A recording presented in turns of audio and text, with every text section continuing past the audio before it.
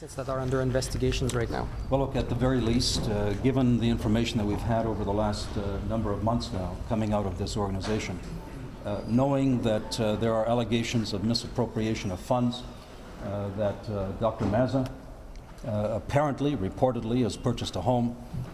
We don't know how many other of the executives have been able to enrich themselves as a result of the structure of this organization. The first thing that should happen is that those assets of those executives be frozen, because I believe that there's a role here for restitution. It's not enough to simply say wrong was done. These are important, precious healthcare dollars that have been siphoned out of our air ambulance service, and we need to take action on that. Folks, let me just say this. I think the real story today is not so much that a criminal investigation is finally taking place, but why has it taken so long? We have called for action on this file for many months. The real story is that the Minister of Health stood in the legislature when I first raised this issue last April and checked Hansard. She insisted that all was well, that Ornge was delivering services in accordance with their accountability agreement. It's clear that the minister knew nothing about the facts of this organization. Let me go one step further. Because of the lack of action on the part of the minister, we have no idea how many lives were put at risk as a result of the mismanagement of the people in this organization. I believe that at the very least, given the track record now of this minister of refusing to act, at the very least, the minister should step aside until such time as this criminal investigation is complete, until we hear from the Auditor General, until we know all of the facts. It's the only honorable thing to do. We certainly have lost confidence in this Minister of Health. I believe the people of Ontario have as well. I look forward to the Minister doing the honorable thing. Who has said that wrong has been done?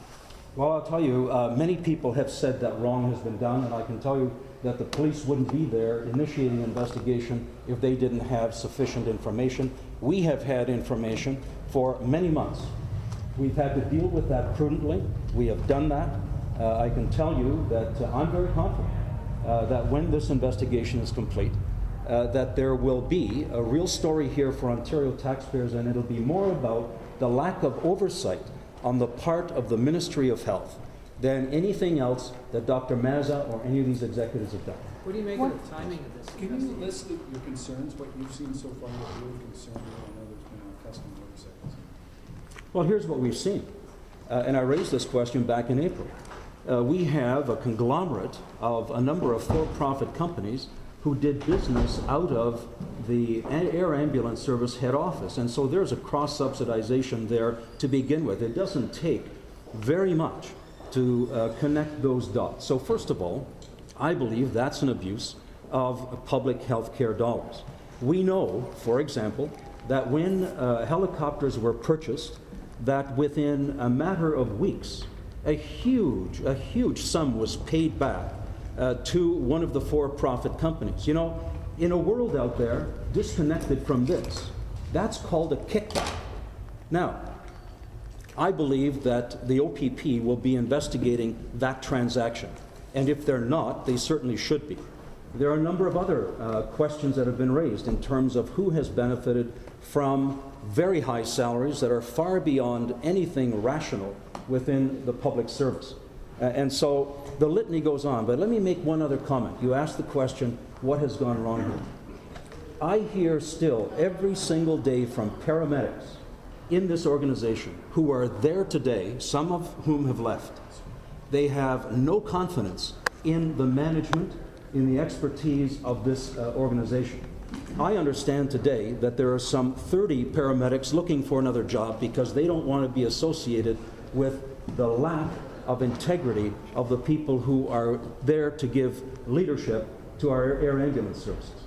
And I'll say one final thing.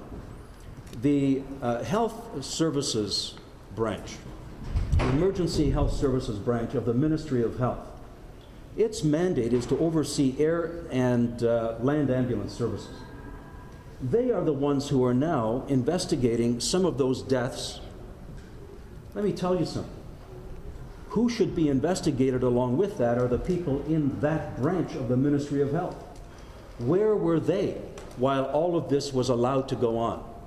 Folks, I believe that we're just starting this story, that there is a trail here of a lack of oversight, a lack of accountability, and gross incompetence on the people who we're trusting to look after emergency services in this province. Frank, The how fact far that- does this go into government, and how deep does it go?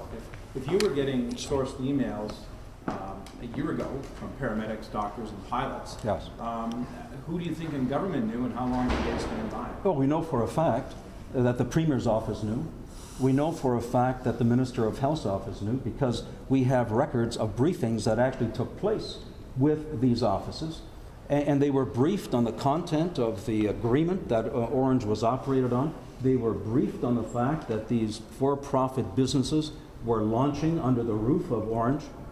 And so where does this go? It goes to the Premier's office, it goes to the Minister of Health's office, and that's why I'm calling for the Minister of Health today to step aside until the air can be cleared on this. What do you Not think of at the the- timing of this, just before this session? Well, there are two things about the timing. Isn't it interesting? And we've been calling for a police investigation for some time. I think it's very cynical that this government was looking for the cover of the Drummond report to somehow sideline this story. It was well known that the Drummond report was coming out yesterday, and so I think the timing, again, is cynical. In terms of the House coming back, notwithstanding the fact that a police investigation is going on, we will be asking some tough questions, and we'll be looking to the Minister and the Premier to answer them. The first question we'll ask the Minister is, will she do the honourable thing and step aside until this investigation is complete? We'll be asking as well questions about what they have done. And I know that in the same way that I've been receiving emails and phone calls, many Liberal MPPs have been receiving the same information. Why have they not taken action on this?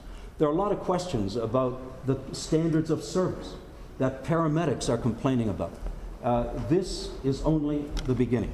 Frank, you bring up this point that the Premier's office and the Minister were briefed about the agreements that allowed them to set up those for-profit companies, but the message we've been getting from the Health Minister is, well, they knew that was going on. They didn't know about the dodgy stuff, right? They're trying to say, basically, Mazza was a rogue, bad guy, doing things that were questionable. Well, is that sufficient? Can the politicians get away with basically saying these were bad apples? Well, they can get away with it if you allow them to, and if the public allows them to. You know, there's an ostrich syndrome here that they have to explain. I'm an MPP. I get information. I have a choice to either ignore the information or to act on it. Clearly, we made the decision that we would bring this forward and we would take seriously the reports that we're getting about abuse of taxpayer dollars, about lowering of standards of ambulance services. Clearly, the Liberal MPPs and the Minister herself, who got the same kind of calls, chose to ignore it. She also chose to ignore my question raised in April of last year. And so, again, I say it comes back to this. The most important part of this story is the lack of oversight on the part of the Minister of Health. You can have an agreement in place that sets out deliverables. If you don't inspect that, if you don't hold the people accountable who are party to that agreement, this is what we have that we're dealing with today. And so it all comes back to the Minister of Health, who had the responsibility to provide oversight. She failed. She should be stepping aside. One of the reasons why the ministry called in the cops was about that $6.7 million payment that was made to the Ornge subsidiary. Can you explain how you view that payment and why you view it as a kickback? Well, look, I have a bit of a background in business, and I know that deals are done, and you pay for what you get, hopefully. I have never seen a deal that is legitimate where a payback goes to the same company that purchased the product. I can understand commissions being paid, but that's usually through a third party who brings the parties together for the deal. That's called a commission. Very legitimate. I have never seen, and I'm sure that this will be the focus of the police investigation, where a multi-million-dollar deal is done within weeks. That same company or an associate company receives multi-million dollars in consulting fees. Come on. None of us were born yesterday. And that's why I called when this particular agreement came to our attention a number of months ago. I suggested at that time that there's something seriously wrong here in terms of how these people are doing business. It should be investigated. Here we are months later, and finally someone's looking into it. Frank, what do you think's left? This organization, at one point had access to $500 million. Yes. Right? The $300 million bond issue, $150 million a year from taxpayers. What do you think's left to find? Well, I'll be interested to find that out. Where did the money go? Who has it? That's why I say I think that, and my advice to Mr. McCurley when he was first put in place was that the first thing he should do is wipe the slate clean and get rid of the entire executive team. No one can tell me that in an organization this type, that every one of these executives did not know what was going on, and if they knew and didn't raise a concern, then they are culpable as well. And so the first thing we need to find out is, where did the money go? And that's why I say I think assets should be frozen so that the taxpayer is protected. This is not about vindictiveness. This is about the taxpayers being protected.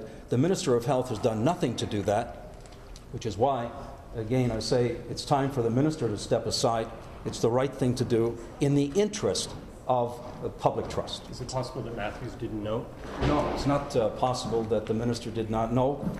We have evidence that she received briefings on this. And by the way, if you go back in the archives, you'll see the Minister of Health, Ms. Matthews, posing for media, sitting in one of these orange helicopters. This is a very cozy relationship. And so I say to you, I was incredibly frustrated when I raised this issue in April of last year, and the Minister stood in her place and very glibly assured the House that all was well, nothing is wrong. She has every confidence that this organization is meeting its accountability agreement.